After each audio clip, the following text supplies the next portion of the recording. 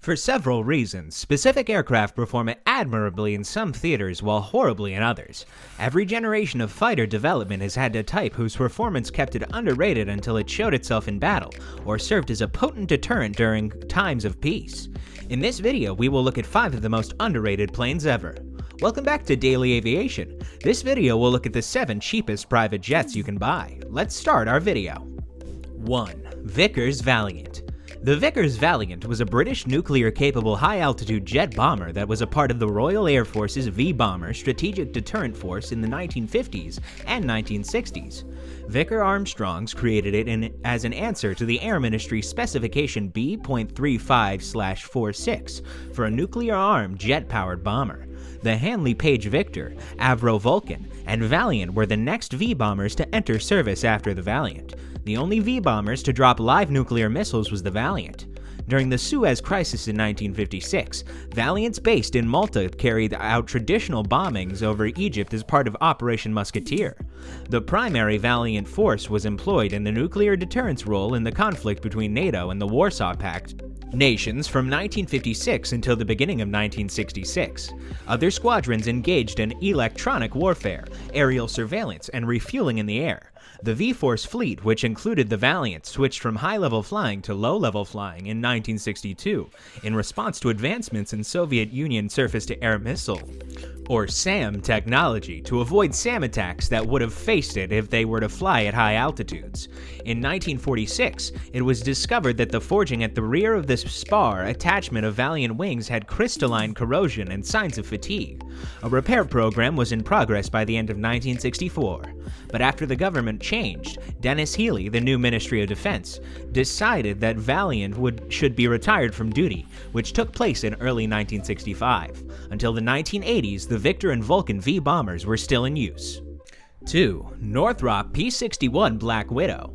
The Northrop P-61 Black Widow was a fighter plane used by the American Army Air Forces during World War II. It was the first operational night fighter designed in the United States and the first night fighter-only aircraft. It was all-metal, twin-engine, twin-boom design with 4 forward-firing 20mm or 79-inch Hispanio M2 autocannon in the tower fuselage, and 4 .50-inch or 12.7mm M2 Browning machine guns in a dorsal gun turret. It was named after the North American spider Latrodectus mactans, after being created during the conflict and taken to the skies for the first time on May 26, 1942. The first aircraft to enter production rolled off the assembly line in October 1943.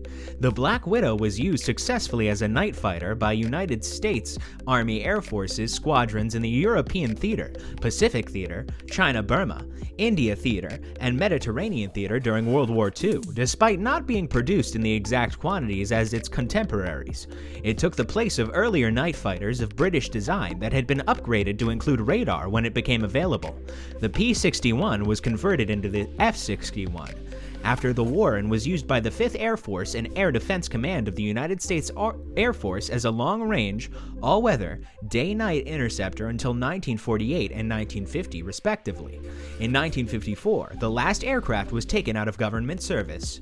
The 548th Night Fighter Squadron's P-61B, Lady in the Dark, was unofficially credited with the final Allied air victory before VJ Day on August 14, 1945.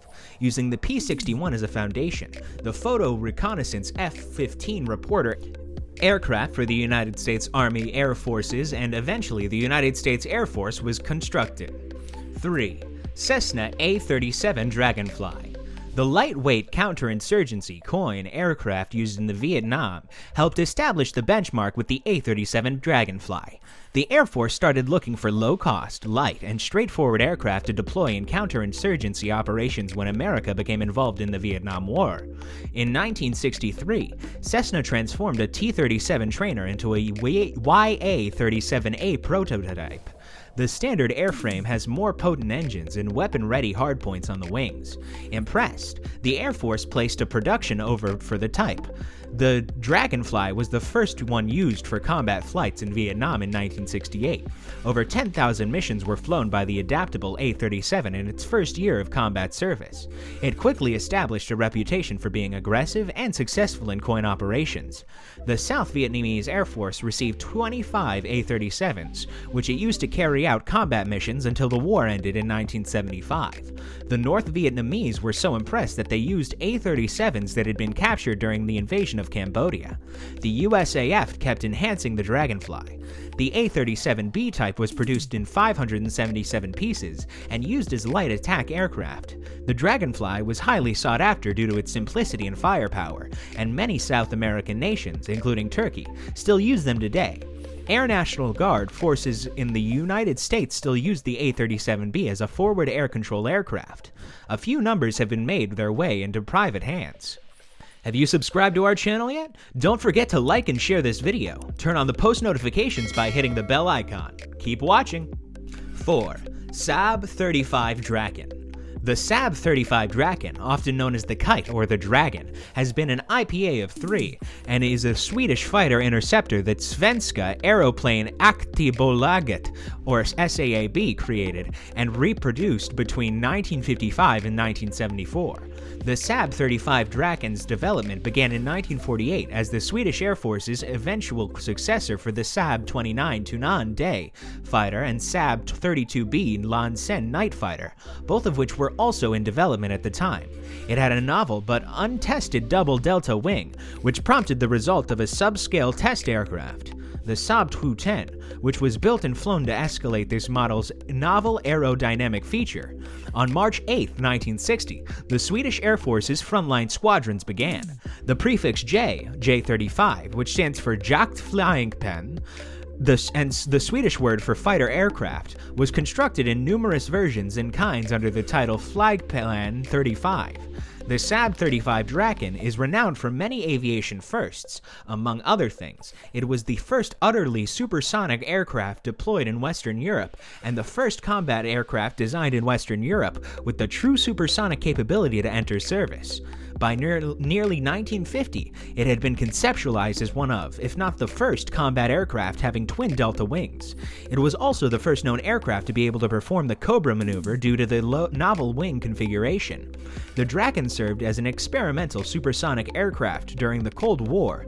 Although it was designed to be an interceptor, the type was thought to be a remarkably skilled dogfighter for its time.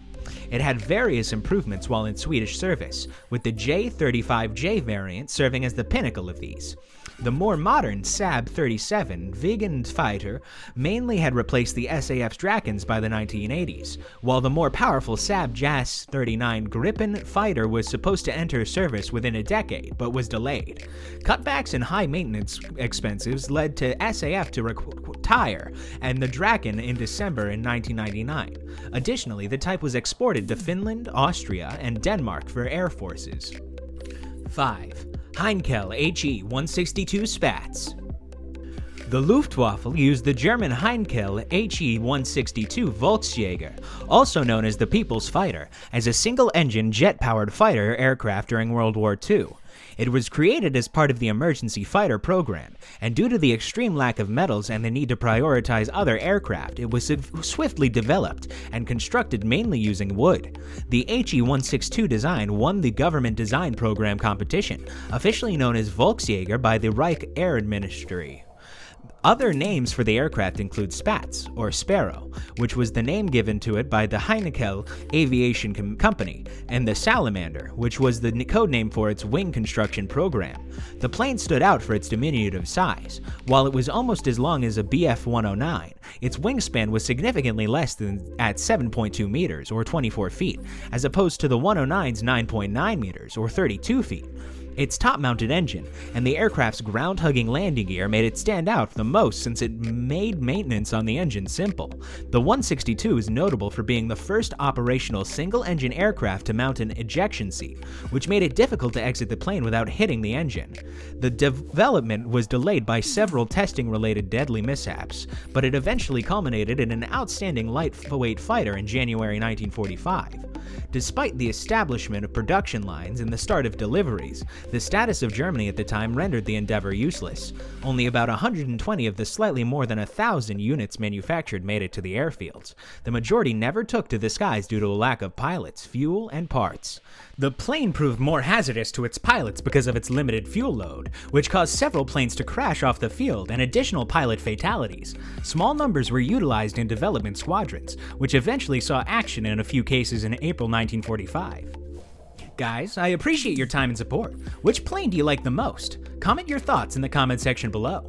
Please like and subscribe for more fantastic videos. Here are some excellent videos that I think you'll like. Click either the left or right link to watch the video.